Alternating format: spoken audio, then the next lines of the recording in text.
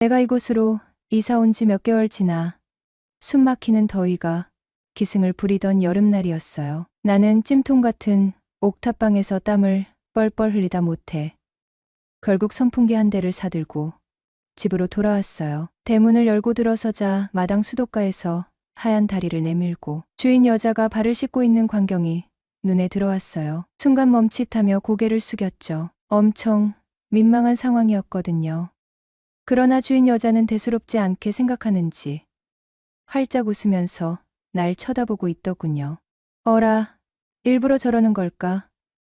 옷을 고쳐 입을 생각조차 하지 않는 그녀를 보며 잠깐 이런 생각이 들었네요. 총각, 선풍기 샀네. 아, 네. 옥탑방은 얼마나 더울까. 고생이 많겠네. 아주머니, 오늘 쉬는 날이세요? 그래요. 나 오늘 쉬는 날이에요. 그날따라 기분이 좋은지 대시시 웃으며 애교를 떨고 목소리 톤이 더욱 커졌다. 총각도 쉬는 날인가 봐. 아줌마, 저번에 말씀드렸지만 저 총각 아니라고요. 알지.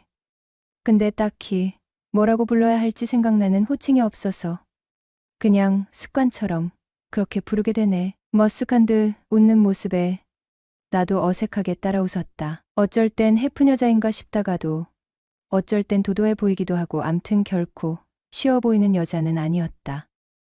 나는 슬쩍 안방 쪽을 바라봤다. 열린 방문 너머로 휑한 안방이 보였다. 늘 그 자리에 있던 주인집 아저씨는 보이지 않았다. 아저씨는요?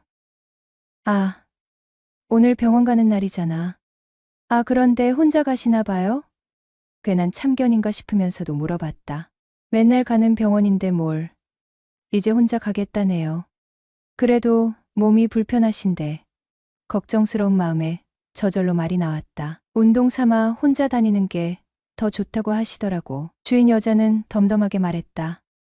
주인 남자는 뇌졸중으로 쓰러진 후 몸이 불편한 와중에도 삶의 의지가 대단한 사람이었다. 일주일에 3번씩 먼 거리에 있는 재활병원에 지팡이를 짚고 혼자 다닌다고 했다. 총각, 밥은 먹었어요? 아니요. 이제 챙겨 먹어야죠. 쯧쯧쯧. 우리 집 남자들은 하나같이 왜 이런지 몰라. 그녀는 내가 답답하고 한심해 보였는지 나를 볼 때면 항상 애처롭게 쳐다보았다. 잘 됐네. 나도 먹어야 하는데. 시원한 국수나 해서 같이 먹을래요? 저랑요? 호호. 그럼 여기 총각 말고 누가 있다고? 저야. 그럼 고맙죠. 하하. 그래.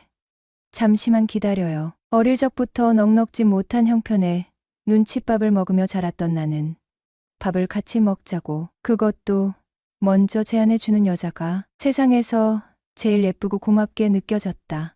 특히 지금처럼 밑바닥까지 떨어진 상황에서는 더욱 그랬다. 이 순간만큼은 주인 여자가 드라마 밥 잘 사주는 예쁜 누나의 여주인공 손예진보다 더 사랑스럽고 이뻐 보이는 순간이었다. 총각, 국수 다 됐어. 내려와서 먹어요. 다정한 목소리가 옥탑방까지 울려 퍼졌다. 맛이 있을는지 모르겠네. 혹시 맛없어도 너무 뭐라 하지 말고 많이 먹어요.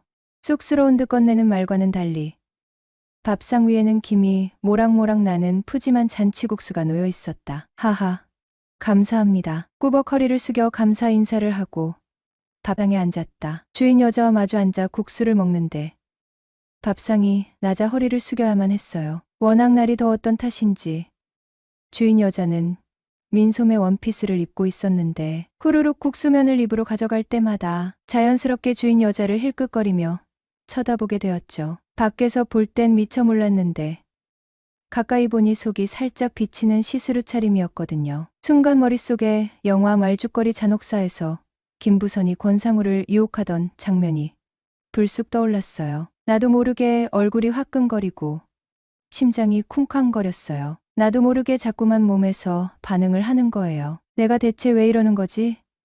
전 재산 날리고 이혼까지 당해서 정신이 어떻게 된 건가? 환갑을 바라보는 나이의 여인에게 내가 왜 이렇게 스스로도 이해할 수 없는 본능적인 반응에 혼란스러웠어요. 마지막으로 여자 손을 잡아본 게 언제였는지 기억조차 나지 않았다. 2년 아니, 어쩌면 더 오래됐을지도 모른다. 오랜 금욕 생활에 억눌렸던 욕망이 엉뚱한 방향으로 터져나오는 것 같았다. 아무리 그래도 이건 아니지. 곧 있으면 할머니 소리 들을 나이인데 이성적으로는 안 된다고 되뇌었지만 자꾸만 시선은 주인 여자에게 향했다.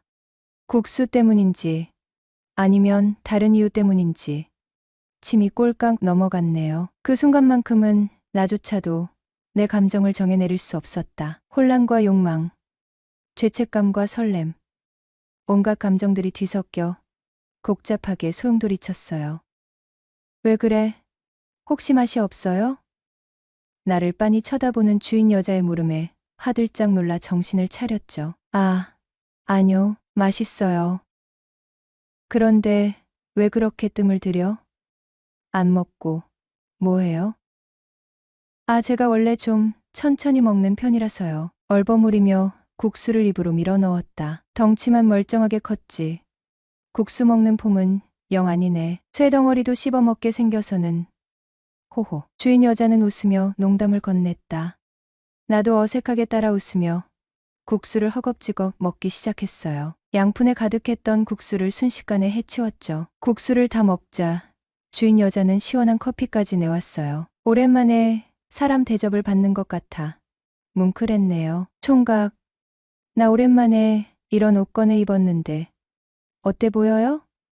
주인 여자가 갑자기 쑥 다가오는 것이었다. 혹시 내가 몰래 훔쳐본 것을 들킨 건가 싶어. 속으로 도둑이 제발 저리라는 속담처럼 순간 가슴이 철렁 내려앉았다. 다행히 그런 건 아니었다. 남편이 쓰러진 후 석 달 동안 병간호를 했고 퇴원 후에는 당장 먹고 살기 위해 노래방 일까지 하며 정신없이 지냈다고 했다. 모처럼 쉬는 날 옷장 깊숙이 넣어두었던 옷들을 한참 뒤적거려 그중 가장 화려하고 예쁜 옷을 골라 입고 남편에게 물었더니 한다는 소리가 다른 남자한테 시집이라도 가고 싶냐는 핀잔만 들었다는 것이다. 그 말에 하루 종일 마음이 상했는데 나를 만나 국수를 함께 먹으며 이런저런 이야기를 나누다 보니 기분이 훨씬 나아졌다고 했다. 주인 여자는 기대하는 눈빛으로 나를 가만히 바라보았다. 정말 예뻐요. 원래도 예쁘셨지만 오늘따라 더 특별히 예뻐 보이세요. 나의 칭찬에 주인 여자는 얼굴이 금세 발갛게 달아오르며 마치 수줍은 소녀처럼 한 손으로 입가를 가리고 웃었다. 그러다 자연스럽게 이야기는 흘러 주인 여자에게 내가 어떻게 이혼하게 되었는지 속사정을 전부 털어놓았다. 아직 한창이신데 혼자 지내시려면 많이 외로우시겠어요. 아주머니야말로 많이 외로우시죠? 나도 조심스럽게 물었다. 내 말에 아주머니는 잠시 뜸을 들이다가 나를 천천히 쳐다보며 나지막이 입을 열었다. 외롭긴 많이 외롭죠. 남편이 있어도 없는 것 같으니 차라리 없었더라면 마음 편히 다른 사람이라도 만났을 텐데 다 이 못난 팔자 탓이죠 뭐. 아주머니의 마지막 말이 자꾸만 귓가에 맴돌았다. 차라리 없었더라면 그 말은 현재의 삶에 대한 깊은 불만족과 어쩌면 남자에 대한 갈망을 내비치는 것처럼 들렸다. 나 역시 아주머니에게 은근한 호감을 느끼고 있었던 터였다. 솔직히 말하면 낮에는 병든 남편을 헌신적으로 간호하고 밤에는 생활 전선에 뛰어들어 억척스럽게 살아가는 아주머니의 강인한 모습에 마음이 끌렸던 것 같다. 세상 사람들이 흔히 60대 할머니라고 부르는 나이의 여자가 아무리 곱다고 한들 얼마나 예쁘겠는가. 본판이 아무리 미인형이었다 해도 60세라는 나이는 얼굴 살도 빠지고 눈가도 처지고 피부 또한 푸석푸석해지는 노화가 한창 진행될 시기일 텐데 말이다. 하지만 사업 실패 후 20년 넘게 헌신한 가정을 냉정하게 버리고 떠나버린 전 아내와 아주머니는 너무나 달랐다. 내 눈에 비친 것은 단순히 외적인 아름다움이 아닌 인간적인 매력이었기 때문이다. 사람 자체가 아름답게 느껴졌던 것이다. 주인 여자와 나는 꽤 오랫동안 밥상에 마주 앉아 이런저런 이야기를 나누었고 어느덧 시간이 흘러 저녁이 되어서야 나는 옥탑방으로 돌아왔다. 안녕하세요. 47살 이혼하고 혼사자는 남성이에요. 에휴, 몇 달째 한숨만 내쉬고 있었어요. 1년 전까지만 해도 그럭저럭 먹고 살만한 우리 집이었지만 한순간의 실수로 모든 것이 망가져 버렸기 때문입니다. 동대문에서 의류 도매를 하던 나는 경기가 너무 어려워지면서 수입이 점점 줄어들자 결국 이미테이션에 손을 댔고 꽤 재미를 보았죠. 하지만 익명의 제보자로 인해 물건을 모두 빼앗기고 수천만 원의 벌금까지 물게 되었네요. 변호사를 사서 실형만은 면해보려 했지만 아무리 초범이라도 이미테이션 제조까지 손댄 것은 어쩔 수 없다 하여 징역 1년, 집행유예 2년을 선고받았죠. 이후 아내는 아이들과 처갓집이 있는 미국으로 떠나고 혼자 남겨지게 된 거예요. 그래서 발품 팔아 찾아낸 곳이 이달 동네 꼭대기의 옥탑방이었어요. 낡은 붉은 벽돌집, 그 위태로운 계단을 따라 올라선 곳에 자리 잡은 세월의 흔적이 덕지덕지 묻어나는 옥탑방. 사실 그때까지만 해도 삶에 의욕이 크게 없었기에 월세 싸고 비바람만 피하면 된다는 생각이었다. 드디어 녹슨 철문을 삐걱 열고 옥탑방 안으로 발을 들였을 때 솔직히 말하면 첫인상은 젠장, 최악이었다. 영화 속 낭만적인 옥탑방은 환상 속에서나 존재하는 신기루였나. 현실은 촌스러운 꽃무늬 벽지가 눅눅하게 숨막히고 오랫동안 갇혀있던 퀴퀴한 곰팡이 냄새가 코를 찌르는 낡은 공간이었다. 그래도 햇볕은 잘 드네. 애써 긍정회로를 풀가동했다. 이 가격에 이 정도 옥탑방이면 훌륭하지. 스스로를 다독이며 그날 바로 계약을 하고 이틀 후 짐짝을 낑낑거리며 이삿짐을 옮기기 시작했다. 아이고, 무거운 박스를 들어 올리는데 희미한 신음소리가 계단을 타고 올라왔다. 아래층.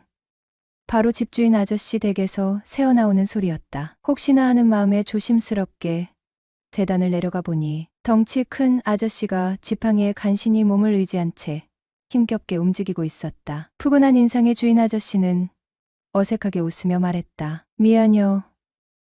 내가 몸이 이래서 옥탑방 불편한 거 있음 언제든 얘기혀. 첫 만남부터 왠지 모를 짠함이 가슴 한켠을 묵직하게 눌렀다. 뇌졸중으로 쓰러지셨다고 했다. 자식들은 코빼기도 안 비춘다고.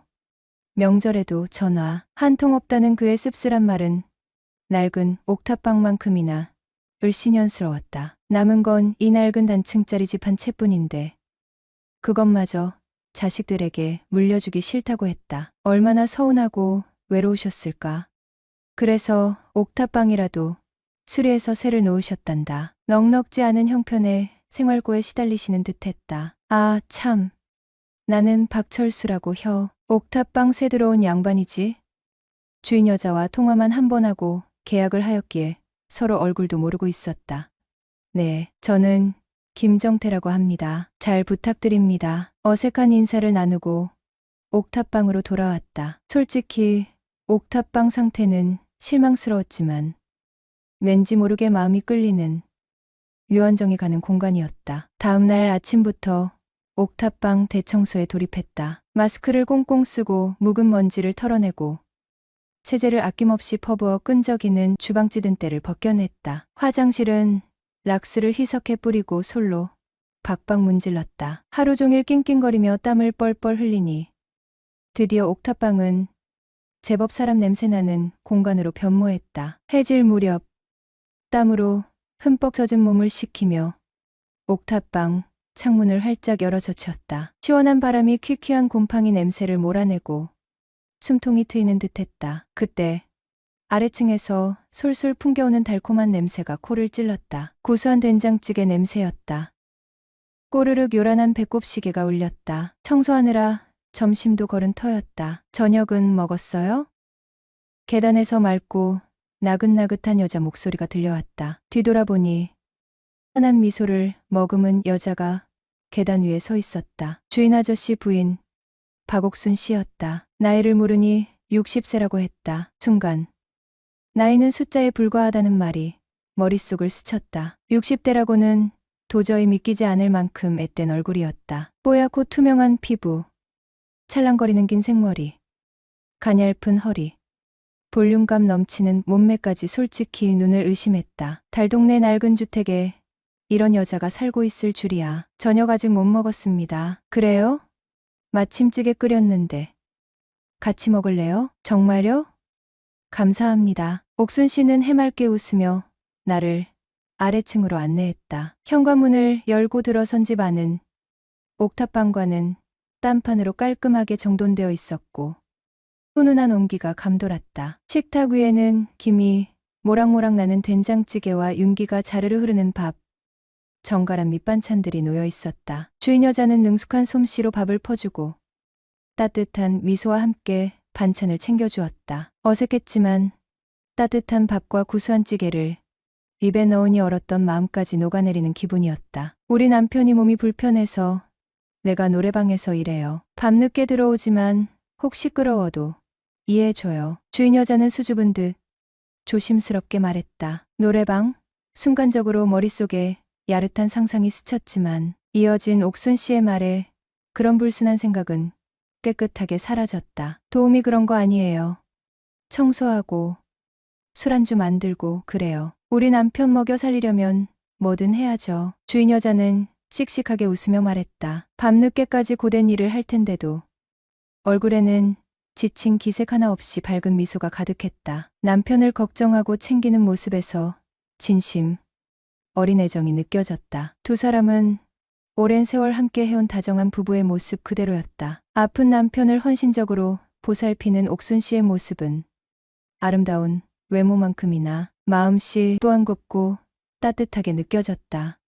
저녁 식사를 마치고 옥탑방으로 돌아왔다. 왠지 모르게 마음이 몽글몽글 따뜻한 기운이 퍼져나갔다. 삭막한 서울살이라고 지레짐작했지만 첫날부터 이렇게 따뜻한 이웃을 만나게 될 줄이야. 특히 옥순 씨. 밤일이라 그런지 화려한 화장을 하고 나가는 모습은 낮의 수수한 모습과는 완전히 딴판이었다. 짙은 아이라인, 강렬한 붉은 립스틱, 은은하게 풍기는 달콤한 향수 냄새, 긴 머리를 찰랑거리며 어둠 속으로 사라지는 주인 여자의 뒷모습을 옥탑방 창문 너머로 몰래 지켜보는데 나도 모르게 심장이 쿵 하고 발소리에 맞춰 엇박자로 뛰기 시작했다. 이 옥탑방 생활, 왠지 지루할 틈이 없겠는걸? 묘한 설렘이 온몸을 휘감았다. 돈도 잃고 가족도 잃고 정말이지 텅 빈 껍데기만 남은 기분이었죠. 무슨 희망이 있었겠어요. 무슨 즐거움이 있었겠어요. 그저 숨만 붙어있는 딱 죽지 못해 산다는 말이 제 심정을 대변하는 듯 했습니다. 하지만 주인 여자를 만나면서 제 잿빛 같던 삶에도 조금씩 변화가 찾아오기 시작했어요. 그 변화의 시작은 낯선 남자에게 건네진 따뜻한 밥 한 끼였죠. 이 여자 정말 괜찮은 사람이구나. 순간 그런 생각이 스치면서 나도 조금 더 일찍 이런 사람을 만났더라면 내 인생도 조금은 달라졌을까 하는 이제 와서는 부질없는 후회가 밀려왔어요. 매달 꼬박꼬박 500만 원씩 거의 20년을 넘게 생활비를 줬는데 그런데 모아둔 돈이 단 한 푼도 없다는 거예요. 설마가 진짜인가? 믿을 수가 없었죠. 혹시나 하는 마음에 통장이라도 한번 보자고 했더니 글쎄 오히려 저를 향해 펄쩍 뛰면서 화를 내는 거예요. 500만 원이 무슨 큰돈이냐며 아끼고 또 아꼈어도 항상 부족했는데 무슨 돈이 남겠냐며 적반하장으로 소리를 지르더군요. 그러더니 더 이상은 같이 살 수 없으니 양육은 자기가 알아서 할 테니 이혼해달라고 아주 냉정하게 통보하더군요. 사실 처갓집이 꽤 부유했거든요. 혹시나 아주 혹시나 처가에서 우리 가정을 위해 어떤 식으로든 도움을 주지 않을까 정말 마지막 희망처럼 기대하고 있었는데 결국 저만 덩그러니 버려두고 떠나는 게 그들의 최종 결정이었던 거죠. 정말 세상에 덩그러니 혼자 버려진 기분. 그때 제 심정은 날로 다 형용할 수 없을 만큼 처참했어요. 하지만 옥탑방에서 오히려 잊고 지냈던 사람, 사는 정이라는 걸 느끼면서 조금씩, 아주 조금씩 다시 일어설 힘을 얻고 있었어요. 번듯한 직장을 구할 수는 없었지만 다행히 지인 소개로 지방을 돌아다니며 석축 쌓는 일을 시작하게 되었죠. 일은 고되고 먼지도 풀풀 날리는 힘든 일이었지만 이상하게도 땀 흘려 일하는 동안은 오히려 마음이 편안해지는 기분이었어요. 몇 달 바짝 고생하면 꽤 쏠쏠한 목돈도 손에 쥘 수 있었고요. 그 돈으로 맛있는 고기도 구워 먹고 떨어진 옷도 몇 벌 사고 옥탑방 월세도 내고 그럭저럭 혼자 살아가는 데는 부족함이 없었어요. 그런데 7월 중순 안타까운 소식이 들려왔어요. 바로 주인집 남자가 또 한 번 뇌경색으로 쓰러졌는데 곧장 수술을 하였으나 결국 돌아가셨다는 거였어요. 그리하여 주인 여자는 갑작스럽게 미망인이 되어버렸죠. 그날부터 나의 모든 안테나와 채널은 온통 그녀에게 향했어요. 그녀에게 닥친 슬픔과 고통은 상상조차 할 수 없었지만 저는 그녀 곁을 묵묵히 지킬 수 있다는 생각에 왠지 모를 안도감을 느꼈어요. 그녀를 마음대로 지켜볼 수 있다는 사실은 저에게는 일종의 위안이자 특권처럼 느껴졌죠. 그녀와 조금이라도 더 가까워지고 싶었어요. 남편을 잃은 슬픔에 잠긴 주인 여자는 며칠 동안 집 밖으로 나오지도 않았어요. 가끔 마주치는 마당에서조차 넋이 나간 사람처럼 멍하니 허공만 바라볼 뿐이었죠. 예전에 활기 넘치던 모습은 온데간데 없이 헬쑥한 얼굴에 생기를 잃은 퀭한 눈, 힘없이 늘어진 어깨는 그녀의 깊은 슬픔을 고스란히 보여주는 듯했어요. 말수도 눈에 띄게 줄어 이전에는 곧잘 건네던 살가운 인사조차 잊은 듯 입술은 굳어 있었죠. 혹시나 마주칠까 발소리조차 죽여 조심스레 오르내리는 계단에서 창백하게 질린 얼굴로 겨우 밥술을 뜨는 그녀의 초췌한 모습을 훔쳐볼 때면 알 수 없는 죄책감과 함께 가슴 한켠이 묵직하게 아려왔어요. 그녀의 슬픔을 덜어줄 수는 없을까. 곁에서 위로라도 건네고 싶었지만 섣부른 행동이 오히려 상처가 될까. 조심스러워하며 애써 모른 척 지나치는 날들이 계속되었죠. 그러던 어느 날 밤 그녀가 맥주 몇 캔을 사들고 옥탑방으로 올라왔더군요. 총각, 안에 있어요? 네, 아주머니. 잠깐만요. 저 총각. 혹시 나랑 같이 맥주 한잔 할래요? 뜻밖의 제안에 순간 당황했지만 속으로는 엄청 기뻤어요. 평상에 그녀와 마주 앉자 난생 처음으로 그녀와 술잔을 기울였어요. 아줌마, 술 잘 드시는 것 같진 않던데 괜찮으시겠어요? 사는 게 영 재미가 없어. 그래서 총각이랑 같이 한잔하고 싶어서. 나 술 마시고 실수하면 총각이 책임져야 돼요. 뭘 책임지라는 걸까?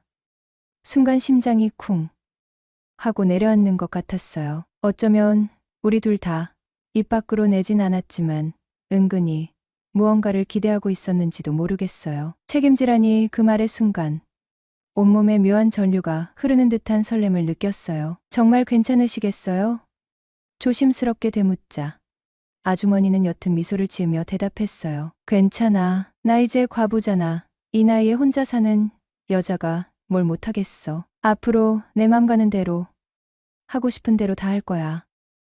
그렇게 시작된 술자리는 시간이 흐를수록 점점 더 뜨겁게 타올랐어요. 술잔이 몇 순배 돌자 저도 모르게 속마음이 툭 튀어나왔어요. 아줌마도 이제 새로운 시작하셔야죠. 아마 아줌마처럼 아름다운 분을 남자들이 가만두지 않을 거예요. 에이, 너무 늙었어요.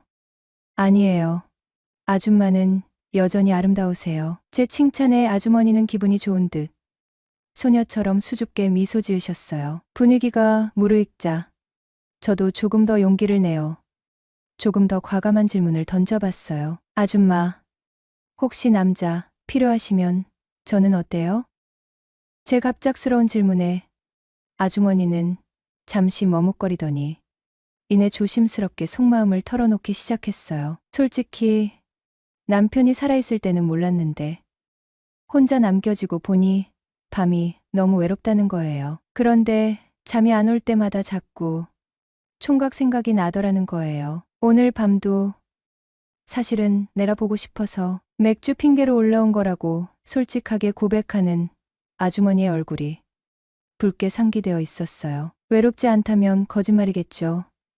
나도 여자인데 더 이상의 말은 필요 없었어요. 그날 이후 저는 더 이상 여름엔 찜통처럼 덥고 겨울엔 냉골처럼 추운 옥탑방에서 혼자 밤을 보내는 일은 없게 되었어요. 자연스럽게 아주머니가 살고 있는 1층으로 옮겨가 함께 살게 되었으니까요. 돌이켜보면 만약 그때 내가 옥탑방으로 이사 오지 않았더라면, 혹은 아주머니가 먼저 용기를 내어 맥주를 사들고 옥탑방으로 올라오지 않았더라면 우리의 운명은 과연 어떻게 흘러갔을까요? 어쩌면 우리의 만남은 이미 정해진 운명이었는지도 모르겠어요. 운명처럼 이끌린 우리는 결국 서로에게 없어서는 안 될 너무나 소중한 존재가 되어 버렸으니까요.